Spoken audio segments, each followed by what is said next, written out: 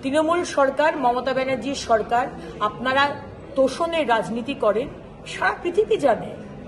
আজকে মুর্শিদাবাদে বেলডাঙ্গাতে রাস্তা অবরোধ করে আজকে অ্যান্টি সোশ্যালসরা তারা যে ল অ্যান্ড অর্ডার ব্রেকডাউন করলো, আপনার ভাই।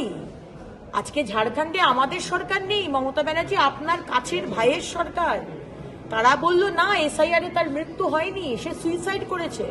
আপনি নিন্দা করেছেন, আপনি আপনার পুলিশকে বলেছেন, যারা দাঁড়িয়ে দাঁড়িয়ে দেখেছে সেদিনকে হাজার হাজার মানুষের যে অসুবিধাটা হলো রাস্তায় দাঁড়িয়ে, তার কৈফিয়ত কে দেবে? আপনি কি বললেন? ও তো শুক্রবার ছিল, ওটা একটা ওই দিনের সেন্টিমেন্ট ওনাদের কাছে। সুতরাং তোষণের রাজনীতি অনেক হয়েছে মমতা ব্যানার্জি।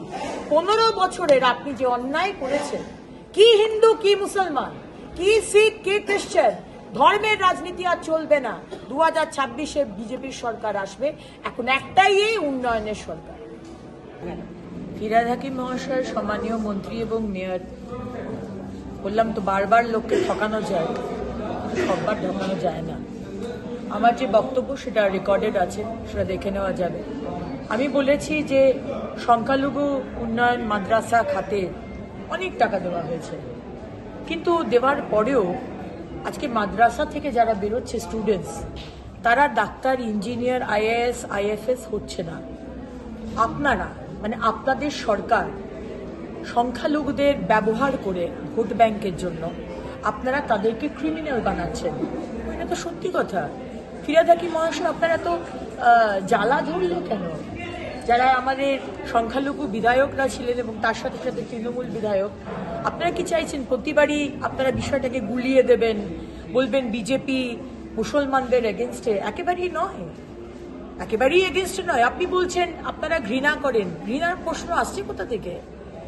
আজকে সংখ্যালঘুরা ভারতবর্ষের স্বাধীনতা সংগ্রামে তাদের কি অবদান আমরা সবাই জানি। আজকে নেতাজি সুভাষচন্দ্র বোসের রাইট হ্যান্ড ছিলেন একজন সংখ্যালঘু সম্প্রদায়ের মানুষ।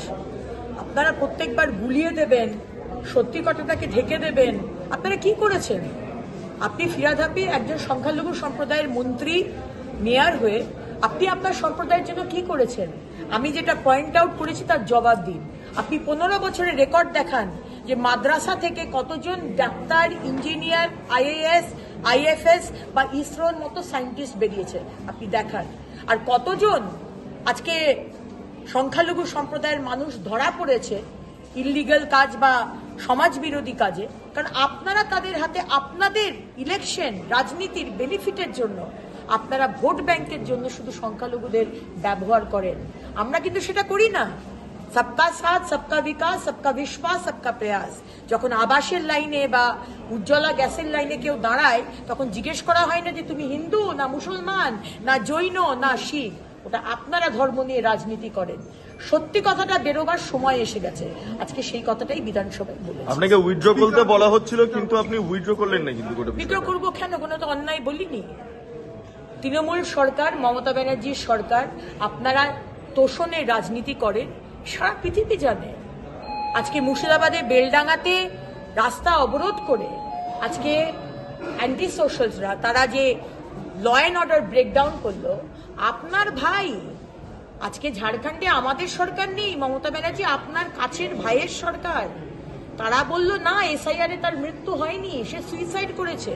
আপনি নিন্দা করেছেন, আপনি আপনার পুলিশকে বলেছেন, যারা দাঁড়িয়ে দাঁড়িয়ে দেখেছে সেদিনকে হাজার হাজার মানুষের যে অসুবিধাটা হলো রাস্তায় দাঁড়িয়ে, তার কৈফিয়ত কে দেবে? আপনি কি বললেন? ও তো শুক্রবার ছিল, ওটা একটা ওই দিনের সেন্টিমেন্ট ওনাদের কাছে। সুতরাং তোষণের রাজনীতি অনেক হয়েছে মমতা ব্যানার্জি। 15 বছরের আপনি যে অন্যায় করেছেন, কি হিন্দু কি মুসলমান, কি শিখ কি খ্রিস্টান, ধর্মের রাজনীতি আর চলবে না। 2026-এ বিজেপির সরকার আসবে, এখন একটাই এই উন্নয়নের সরকার।